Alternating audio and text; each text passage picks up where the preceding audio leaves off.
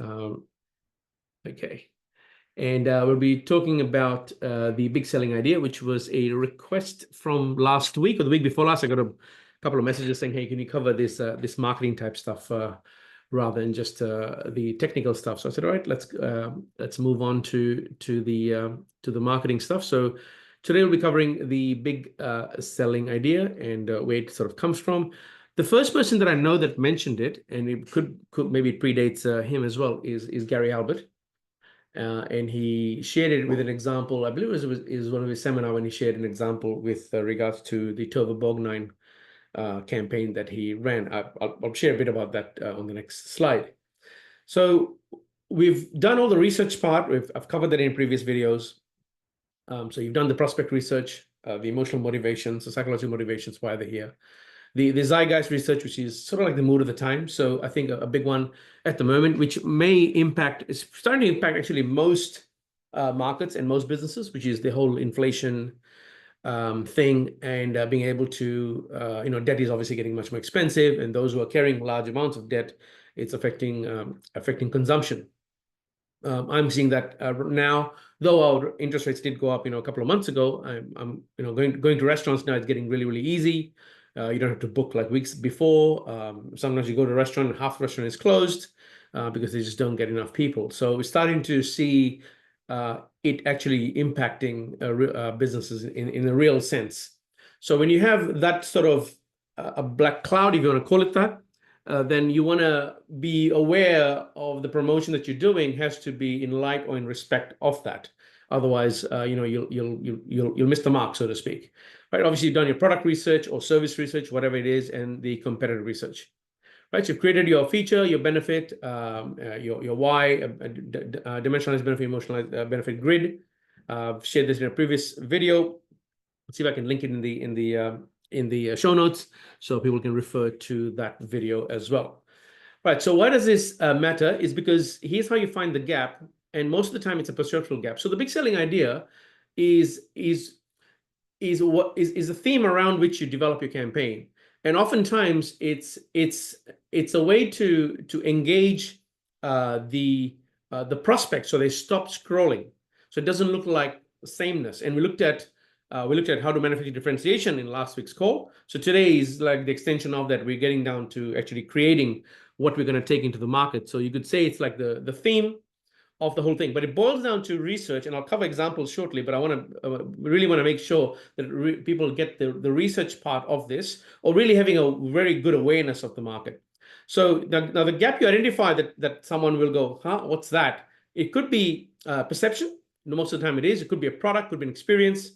So remember when ChatGPT came out, the idea that you could just like type something in and it'll just give you like a email or some copy or some whatever. And that actually ended up being quite a new way of doing things. If you think of it, they reach 100 million users in a few short months.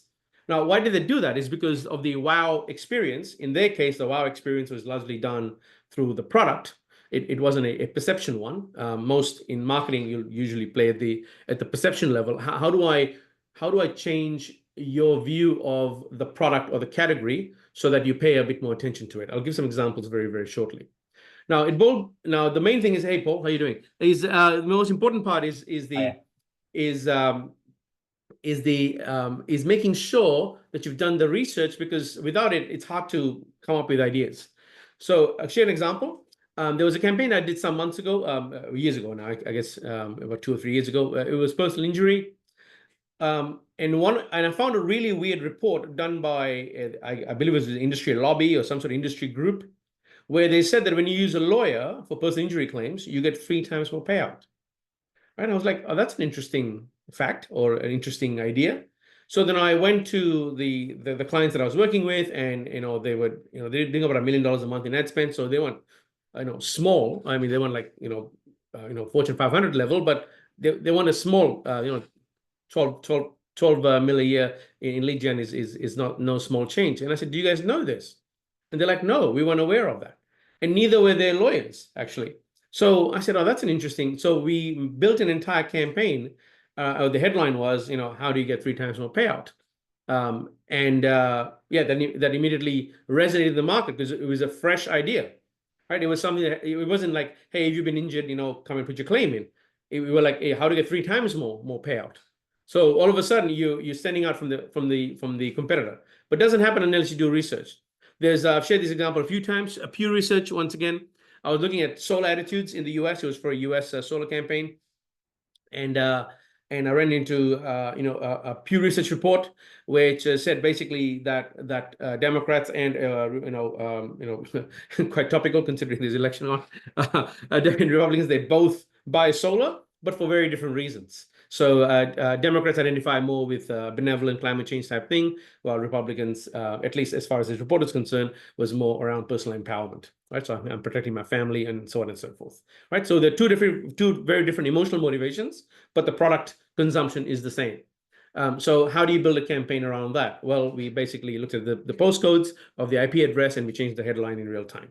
Right, so so if you came from a very Republican postcode, then you would get an emotional message, or a message much more aligned with what the Pew Research said about Republicans. And then when we came from a Democrat state, then you'd got more about the Democrat, and that ended up being a big winner. Once again, it was an idea that was very hard to hack. So even though it was a very basic idea, the fact that it was different is what made it stand out. And I'll break that down on the next slide here.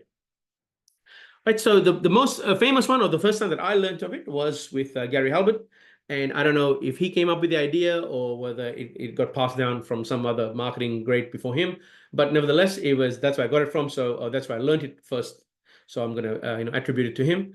All right, so he came up with wife of famous movie star swears under oath that her new perfume does not contain any illegal sexual stimulant. I believe this was an LA Times headline as well for a full page ad. Right, and if you have a look, there's of all the other perfume ads that are out there, this one here, it created a big frenzy, and I think it ended up being an overnight success in a lot of ways, because the natural question to ask is, well, if it does not contain any illegal, then does it contain a legal one? And so obviously it's like, like what the hell's going on here? It stops you. Right, now, next week we'll cover how to grab attention. I'll be working off a bunch of stuff that's done by Blair Warren, so we'll be covering that next week. Is how do you grab attention? But this is one way to do it, and it comes from so the big idea here was the idea of a new perfume that does not contain any illegal sexual stimulant. I mean, very classic Halbert style. This was Gene Schwartz, How to Stroke Wrinkles Out of Your Face. I don't think that's going to work today, but back when he wrote it, which I believe is in the 80s or 70s or whenever it was, the idea is I can just stroke wrinkles. It was some sort of facial massage type of a product. I don't know whether it worked or not, but nevertheless, the idea that you can just massage wrinkles of your face is absolutely new. Now, whether it works or not, I don't know. Right. So anyway, Halbert was quite clear. Is what you say is much more important than how you say it. So it's the stroking of the wrinkles, it's the illegal sexual stimulant, all that sort of stuff. Now, in my own case, I've worked in mainstream categories. Now, these examples usually they're like, it's only an info product. Could you use it? In a big market? Yeah, absolutely you can. So we came up with red mosquito coils. This is in a product category. I think I've presented in a previous video where it's really difficult in some product categories to do any innovation on the product side, like because of regulations and just sheer limits that are placed upon you. For example, in the case of mosquito coils, you can't just go and add in whatever willy-nilly active ingredient you want, because it could be harmful to kids and pets and all kinds of stuff. So you're limited by how much innovation can you add, and perhaps you may be able to come up with a brand new molecule that does something weird to mosquitoes, but that could take years of research. As a product seller of a brand creator, we just wanted to create something off the shelf and give it a slightly new spin. So we had a look at the product category. They were all green. All our competitors were green. Everybody was green. So we just came up with red ones, and we built an entire campaign around red mosquito coils. And we ended up getting about close to 90% market share in a very short few months. Same thing, toothpaste category. We did some research. We uncovered that clove oil has the same antibacterial properties or similar to remove bad breath and all that sort of stuff, and still has effect against decay and tooth decay and all that sort of stuff. So we launched a toothpaste product around that, and our idea was clove oil while everybody uses fluoride, and so we counted fluoride with clove oil, right? Another differentiating factor. We launched a perspirance product, and our hook or our big idea was most perspirants, they mask BO, we kill it because we had added in antibacterial and their product innovation was used. We did add a little bit of antibacterial properties to it. I think our competitors also had it, but they never highlighted it. So we were the first ones to highlight it. So we said, while everybody just mask it, we didn't say that the competitors mask it. We just said that most perspirants mask it, but we kill it, right? And so there again, this actually, I got this idea after reading this, I believe it was Schilt's beer ad, where they washed the beer bottle 4 times. And that was highlighted by Ogilvy or whoever wrote the ad. And I was like, oh, that's an interesting, but the weird thing was, or the interesting thing there was that particular, that everybody washes their bottles 4 times or 3 times. So it wasn't something particularly unique about the brand that they were promoting. It just so happened that nobody had said it. So they were the first one to claim it. Therefore, you own that particular idea in the mind of the customer. Right, so that's how I got the idea. Like, oh, is there something in the product that we can talk about that no one's spoken about before? So we built an entire campaign around body odor, and saying we mask it, whatever. Everybody mask it, we kill it. Right. So the idea, if you want to break it down to what is a big selling idea, it's usually unexpected, fresh, new, and causes like a more of a type of experience. Right. So I just wrote this earlier today, how to instantly, or let's say if I there was, I believe it was an email that I wrote or one of the posts that I wrote for the tracking SOS course, where I had said, how to instantly improve your Facebook campaign by 30 to 60% without touching your ads, landing page, offer, price, or product, right? And that's like, all of a sudden you're like, how is he improving his Facebook campaign if he's not even touching the ads or landing page or offer, whatever? It's basically to improve your tracking. Right, because when you send back the right data points back to Facebook, it rewards you with better CPAs. And now I could have said that, how to launch better tracking campaigns, but I would not have gotten quite the response as how to instantly improve your Facebook campaign without touching your ads, landing page, offer, price, or product. So if you have a look, it's not about the pattern of the headline. It's about the idea that the headline is telling you about, and that's what this big selling idea is about. It's not about writing specific headlines.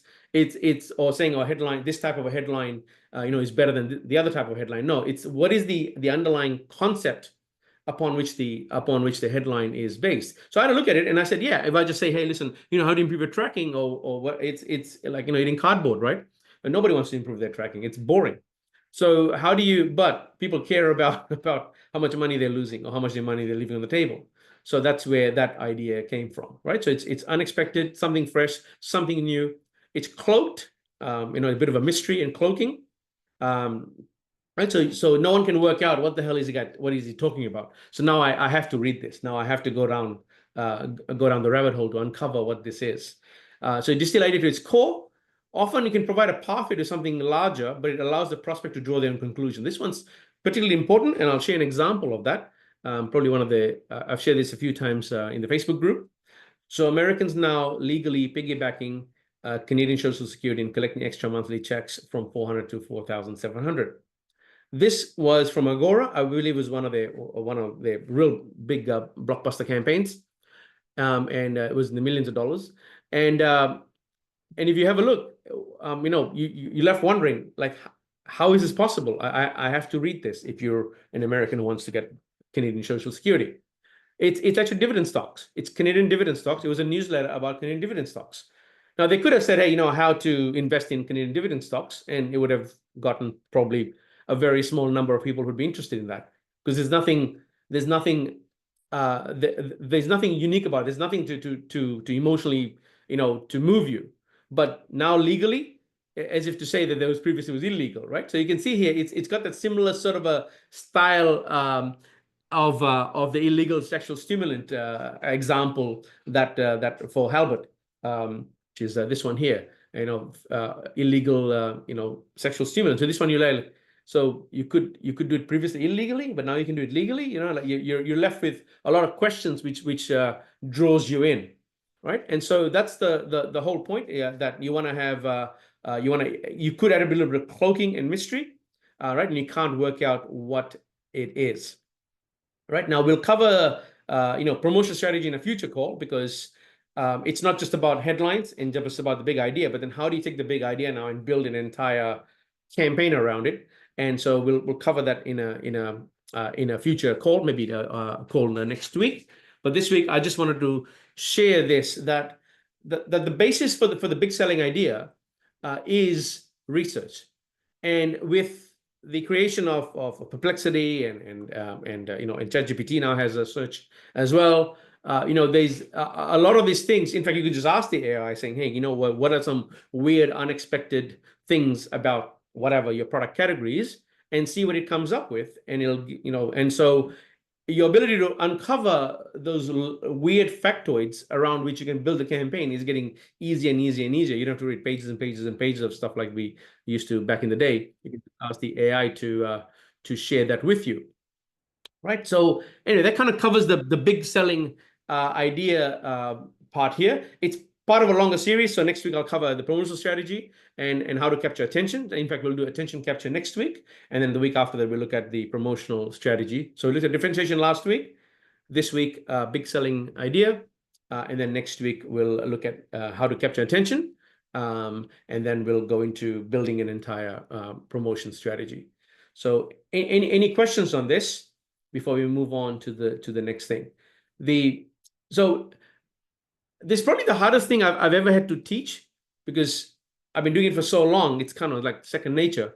But the only thing that I can think of that has always resulted in an ability to come up with a big idea is to have done the groundwork. And for those of you in Persuasion SOS, you know how much work we did to uncover lots of good stuff from which you can create your big selling idea. Now, with modern technology, with ads and stuff, we can run $10, $20, $100 campaigns. You can create multiple and see which one resonates with the market. And that's why I wanted to cover that in the promotional strategy. Back in the day, you had to make sure you get it right. You no longer are limited by getting it right, because you can just test, let's say you boil down to like 7 different ideas. And like, you know what, I can't pick. Great, just run all 7, right? $100 a day, 7 campaigns. A week later, you'll find out which one is getting more traction. So it's no longer about boiling down to one big idea, or if you can just narrow it down to even 3, 4, 5, or even 7, you can run with all of them and see which one is resonating with the market. That's the beauty of being able to run online campaigns. And then whichever gets most traction, you can then build a full ball funnel around that. I don't think a lot of people are using that. They kind of get a bit caught, and I'm seeing that in a lot of the reviews that I'm doing, is they've got their heart stuck on this one campaign. If it doesn't work, they're like, oh my God, the campaign doesn't work. It's like, well, just make another one, man. Like, it's not a big deal. So I think a better approach is just to start with a few and then narrow down to the one that works. I think it puts less pressure on you to get it right. In fact, it's also easier to sell to clients. If you're running campaigns for clients, you can say, listen, we think there's 6 different campaigns that can work, but we'll start with 3. And so it gives you a little bit more, it increases your probability of hitting pay dirt, right? Because you're starting with a few.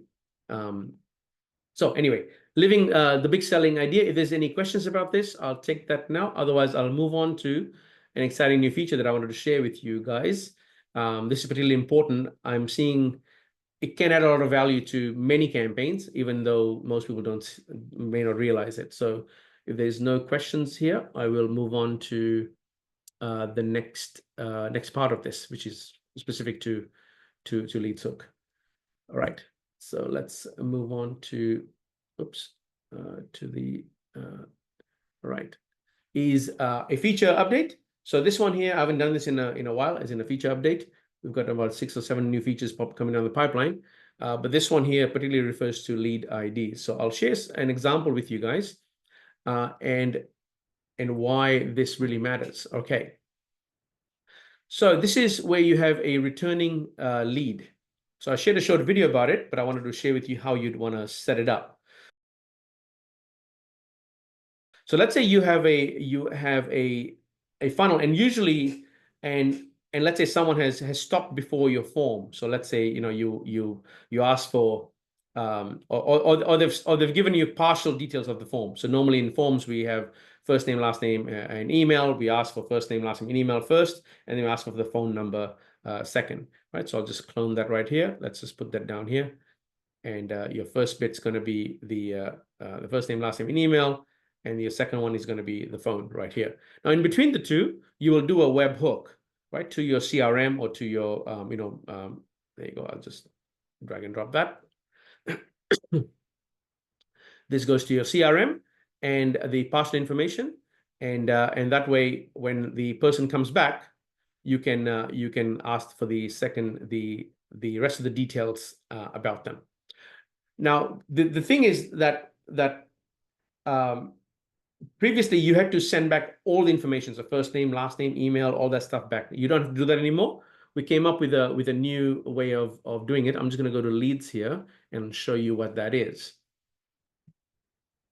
Right. So when you have your lead, what you'll find is it gives you a lead ID. So I can actually send that information to the lead with the lead ID itself. So I'm going to go live link. I'm going to copy this. And earlier I done a test with this. So I'm going to go question mark and lead ID. That's my lead ID right there. It takes me straight to this node right here. As you can see here, I did not have to add my name. I didn't add any details. It automatically picked it up. So it said as a man, because I had previously answered that I was a man and I was looking to buy a house, right? And these are custom fields that have already been replaced, as you can see it right here, gender and home. And where are those details coming from? They're coming from the fact that I have previously given this answer right here, right? And so you can see there's my answer right here, man and looking to buy a home. So these values have automatically been replaced in here by referring to that lead ID. So what you would do in this example here is in this CRM or wherever you're sending it to, you would actually add a lead ID as a variable and you would save it in your database. And then when you send an email, SMS, or whatever out, you no longer have to send a long, big, ugly sequence. All you can do is send the lead ID in the URL, and automatically that person will be driven to wherever you want inside the decision tree, and we'll pick that up from our database and replace the field values and so on and so forth, like I've shown you here, right? So that ends up becoming really good for anyone who's wanting to do lead nurturing campaigns. Usually, in the first 24 to 48 hours is when you get most bang for your buck in most nurturing campaigns. So if you want to bring them back, you can actually refer back to the existing details that you've already captured about them, and you can refer them back to in the SMS or the email or whatever details you're sending through to them. So a nice little add to Leads Hook, which is using the lead ID. The second way to do it, or to use this, is moving it inside Leads Hook itself. So in this case, what we've done is we've taken the same update we've done, and we've added it to these extra options here in the results page, and it says redirect to another DT. And in this case, I'm picking a DT, in this case, a plumbing one, and I'm saying pass the info to the target DT. So anything I've captured in this decision tree will be immediately available in the next DT. So you don't have to tag once again. Previously, you had to add in. You had to do this previously. Come here and add in a whole bunch of parameters, even if it was inside Leads Hook. You don't have to do that anymore. There's no need for that. And this obviously meant that you spent quite a bit of time to test it, making sure you didn't make any mistakes, so on and so forth. So we just eliminated that problem altogether. Just click that little button right there. Select the where you want to redirect to, which DT, just pick it from the drop down. Tick that option if you want to send information to the next DT. Leave it off if you don't want to, and immediate redirect. And automatically that person ends up in the other DT here. So in this example, what I've got is I'm showing it in two different ways. Number one is is once you've identified the person is not your customer, you can send them to either another funnel, affiliate offer, or whatever. So I've got myself a bunch of health offers as an example, and I'm redirecting directly to that person once they've told me that they are no longer a homeowner. So I have nothing to sell to non-homeowners in my primary funnel, so I'm just going to redirect them to some other place. Could be a third party, it could be, I don't know, some other funnel or campaign you guys are running, or some other vertical or whatever. You've paid for the ad, you've paid for the lead, I should say. You might as well monetize it in some other way, right? Now, when we're not talking about segueing and all that sort of stuff, but basically this is the technical solution of how you'd achieve that outcome. Now, similarly, in most cases, you would have, let's say if you're running an umbrella type of like a homepage or something, or perhaps, you're running a branding campaign on Google search, and you're a company or the client offers multiple, it could be like financial planning where people offer retirement products, tax services, accounting services, bookkeeping services, investment management services, so on and so forth.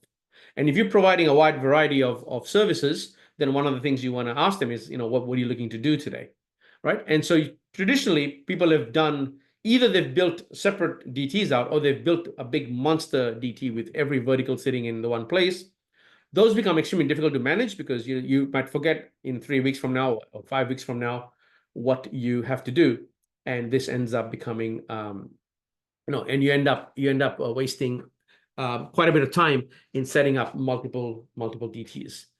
So in this example, you just go and you will redirect to the plumbing one by anyone who picks the plumbing example, and all the information will send over to the target DT. Right, and that kind of covers the feature update. Probably a bit short call today, maybe. Any questions? Paul, any questions? Yeah, Nick, just to explain for the video as well, really. If in the first example, yep, where it's returning lead. Yeah, just if you could explain you obviously got a decision node at the top, which is quite important. You can explain kind of where's that in there. Yeah, correct. Okay, yep. Now, thank you for bringing that up. So all I've got is I've created an extra field called returning lead, and I've basically said not blank because obviously from Facebook or Google or whatever paid traffic you've got, you probably won't add that variable in. You'll have your UTM parent and things of that sort. So I've just added an extra variable called R lead, as in returning lead, and I'm just putting equals Y. It could be equals X, could be 1, equals 2, equals whatever. And the reason for that is because the returning lead is not blank. So as long as it's not blank, or as in so if it's blank, then it'll be paid traffic. So if it's blank, then it goes down the normal route. But if it's not blank, then it's going to come from your internal source, CRM, or your marketing automation platform, or whatever it is, and it bypasses all of it and goes down here. The reason I'm leaving the variable quite simple is because all you got to remember is that it's got to have R lead equals something. You could put 1, 2, 3 in here and all that sort of stuff. And the reason for doing it this way is so that you don't you're not hard coding. I mean, you could hard code. I mean, you could build multiple pathways if you want. You can build returning lead is Y, and that could be one path, and then you could have another one for X and A and B and C and whatever, and you could make your DT go in different directions if you wanted to. In this case, I've got a very simple example, so I've just left it as not blank. Right, so what that does, that bypasses everything. You end up right over here. It's going to pick up this lead ID and its details and make it available immediately to pre-fill the forms. You could even have things like name, or you could have pretty much anything you want to have, and that is how that works. Now, there's one other thing that you could do. I haven't shared this. Is that we do add lead ID to a leads hook cookie. So you could bring someone back from an ad that has not given you their first name and email and address, and you can still pre-fill all the details. So say if they've got 3 questions in, you could drop them. Yeah, correct. Okay. Correct. And the reason for that is if I just go to inspect here, and I go to and the node could say you're back again. It was not like we're halfway through anyway. Correct. Just finished. Okay. Correct. Yeah, correct. So you would have there you go. I've got a few here. So there you go. That's the lead ID is available. So you could actually write a script to read if the lead ID is available. Maybe I'll talk to the dev team and see if we can add it in so it automatically does it for you. If that's the case, and anybody returning could automatically, theoretically, have all the information available, and you could read where they left off, and we could just skip right away to the correct. And so what would happen there is that's where they haven't even given you their name. Just the three of us again? Sorry, Josh? I just joined, but I just realized it's just the three of us. Yeah, it's just the three of us. It's the mastermind. All right. So Josh, I was explaining that we do add a cookie with a value in it. So you could actually read the details. So you can actually read the lead ID from a cookie and load up all of the details about the prospect if you wanted to. So I have not shared a working version of that, but maybe I'll just get the dev team to add that as an option. So when you publish the DT, it'll give you the ability to read the cookie for the lead ID and then automatically pre-populate the entire decision tree. Because as I shared this example here, is that if you just add the lead ID now, whether it be your email or SMS or whatever, it will bring back all of the details about the prospect and add it directly onto make it available. Yeah, so you don't mentioned have to. this one last week. So Correct. Yeah. So correct. So this is a working version of it. It's been there for about 2 weeks. I finally got around to making the video about it. So that's the first version. Now I was explaining to Paul is that because we've got that available in a cookie, you could actually read the cookie value for the lead ID and use that to bring it up. Now, where would you use that? Well, you'd use that in a situation where the person has not even given you their first name and email. You could just, or maybe they've given you the first name, but they haven't given you any identifiable information like phone number or email, and you could still bring them from an ad, read the cookie, go, oh, hang on a second, these guys already given us, these 5 data points, and immediately start them off on the 6th or 7th one. So that is possible as well. I think at the moment we're doing it automatically, so I'm not sure whether I think we're already doing it if I'm not mistaken. So the way to do it, I just want to make sure, if you have this option selected, if that option is off, the person goes to where they left off, provided we can read them from the cookie. So as long as it's selected off, it automatically will just jump to where they are. So in fact, just that could work across multiple markets if you're doing it that way. Sorry, say that again. Let's say you've got a solar brand and a finance brand, and they happen to cross-pollinate the same customers. Right. Then if they land on solar, then we'll read the solar one because you've the DT is the same. So it reads the cookie of the DT itself. But okay. Yeah. So if you come to solar and you return, it'll I guess we haven't covered a situation where someone is dealing with 5 of your DTs in 5 different verticals, and then they return. What would you do then? Well, I guess in that case, we would see where you've landed them. So if you landed them on your solar DT, then we'll read the solar details. If you land them on, let's say, plumbing DT, then we'll read the plumbing details. So that's still. But the lead ID remains the same, though. No, the lead IDs change depending on based on the DT. Correct. It's DT centric. Okay, I'll say that would be interesting if you could. Have the customer come in from one funnel and go to another. No. Well, I guess you don't want that, but if you do want that, I guess you could code it in, because now, and that's the whole. So you'd have almost like a master cookie that contains all the other ones, and then you'd have to have some logic of which way to move them. But anyway, that's a requirement. Then just let me know. We'll think of something on how to accommodate for that. That's the first option. The other one is this one here, which may apply if anyone running a homepage type campaigns, or anyone's run master campaigns, where you would then have something like what are you looking for, which home service are you looking for, HVAC or plumbing or roofing or kitchen or whatever, and then based on what they select, you would immediately redirect them with all the information across, so you don't have to do the URLs and all that kind of stuff. Now the reason why I like this idea is because it's actually really fast. So as you can see, if I just load up, it loads up really, really quickly. So even when you're moving person from one DT to the next DT, it actually is actually super fast. So let me give you an example of that. So I'm going to go Nick.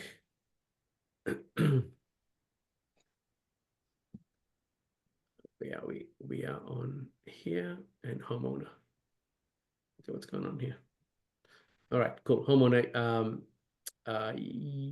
Yes, and I go plumbing, and there you go. It reached my this is another different DT, but as you can see, it actually moved as if it was just another node, and that's the whole point is that it's actually super fast to move people around a large network of DTs. Now it could be that you're in a market where it requires lots of sub pathways.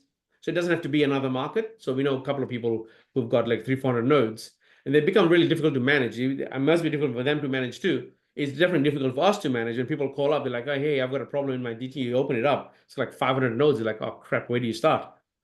So that's why I often let people know, like, "Hey, listen, can you break it down as to what the problem is?" Because it takes forever to test as well. When you've got 500 nodes, it'll take you forever to get to. But if you set them up separately, then you can actually test just the plumbing one on its own. You can test a roofing one on its own, or you can test the sub parts, and then you can make like a master DT or an umbrella DT, and that one then negotiates who's going to go in what direction. That's often easier to manage than to put 500 nodes onto the one canvas. Right. Any questions on this? I've got a couple of hypotheticals, Nick. First for one, if it's an internal, say you owned all the DTs and you were looking for all the leads for yourself. So obviously, if you're brought through, I don't know, say solar, and they get to the end, and then you go, all right, are you interested in something else, heat pumps, for example, and you pass them over to the heat pump DT, you've got all the solar answers logged in that ID, including like, I don't know, like how many kilowatts, etc., which isn't necessarily needed for the heat pump DVD at the end. So you get all that information on that ED. Correct. Okay, Correct. but that's fine if it's your internal. But if you're sending it to a client, maybe through Leadbyte or something like that, you'll have to, and you only want a couple of nodes to get all the information. You don't have to ask them the name and all that because you've got that already. You only got 2 questions of.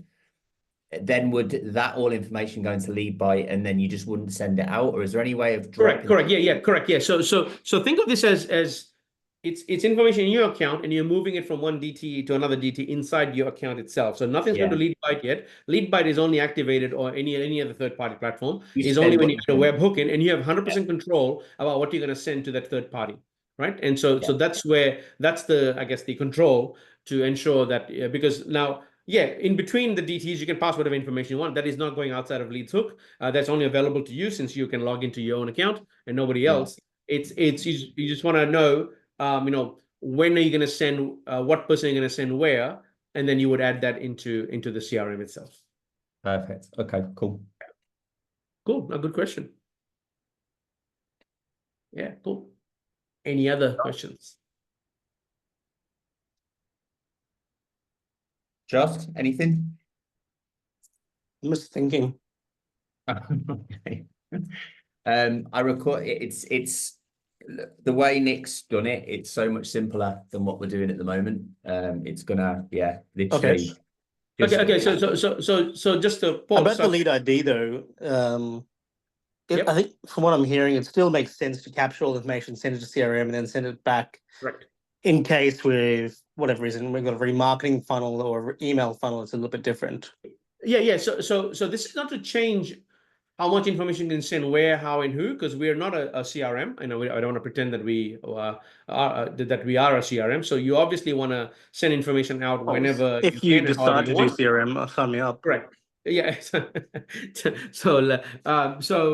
if that's the case, then what you can do is it just makes it really easy to move things around, which has often been the pain point. So for example, we've got quite a few users who actually use 2 DTs, and one will have a DT part, and then they'll go to another page where they've got a form, which is another DT, which I've never understood why you want to do it that way. But anyway, it really works for them. So you know what? Knock yourself out. So at the moment, they've got this massive URL, they've got the UTM params and all that sort of stuff. So for them, this becomes really, really, super simple and easy, where they'll just, they'll just redirect straight out just by, sorry, I should have picked the results page. On the results page part, and just select the DT itself where they want to redirect to, and done. All of a sudden, nice and simple. This will even apply to those people who are running those car campaigns where they've got, multiple car brands, and they want to, you've got an umbrella DT that's driving them to Toyota or to, whatever the different car brands are. And so you make a DT about each car brand, and then you have an umbrella one that is moving people to the respective sub decision tree.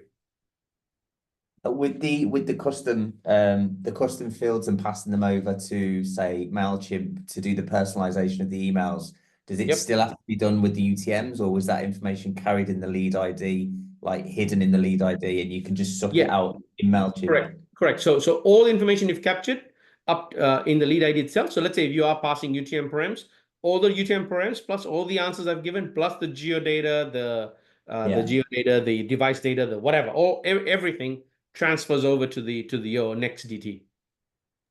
No, I mean, so if you said, yeah. So, Paul, sorry, it does work with lead ID, but what I remember Nick said earlier is they only store it for, I think, 30 days or something like that. Is that right, Nick? Correct. Yeah. So maximum is storing it for about 60 days.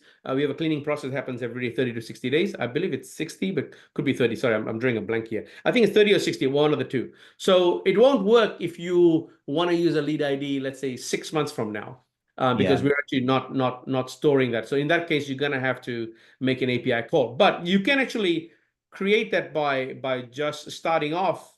So the other way, so the hacky version of this is to actually do this.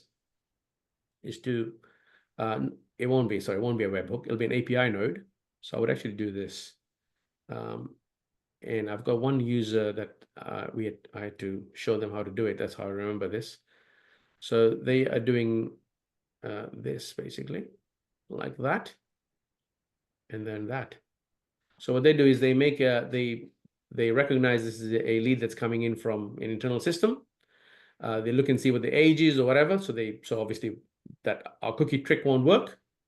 They make an API call into their CRM, Google Drive, Airtable, whatever, bring back the details, and then pass it over here.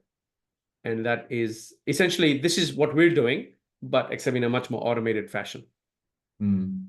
And then once you bring these details in, all of a sudden that information now available again for the next 30 days. Okay. That's cleaner, because the UTMs get messy real quick on the emails. Yes. If you want to pass, no, but we would override it actually. That's a good question. Yeah, I'll test that and make sure. So whatever UTMs we've got currently, if you are passing it from your email system, then I'm assuming you want those to. So we're not overriding the original lead ID. We're creating a new lead ID with old data. So so in that case, it'll get overridden by whatever you're pushing now. So I guess what could make sense then is if we default to passing the lead ID and have that saved in the CRM, and then as it comes into LeadsHook, you then do a get request to pull all the information from CRM. That updates the new lead ID, and then it goes to another decision node, which will then push it to wherever it should go based on that information. That's it. Exactly.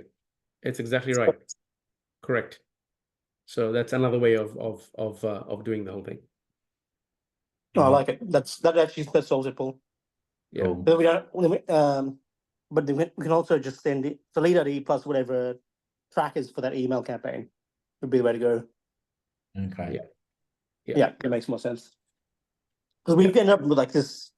But honestly, just like the stuff that you guys are doing now with all this like really intricate, detaily techie stuff, that's where the value is created.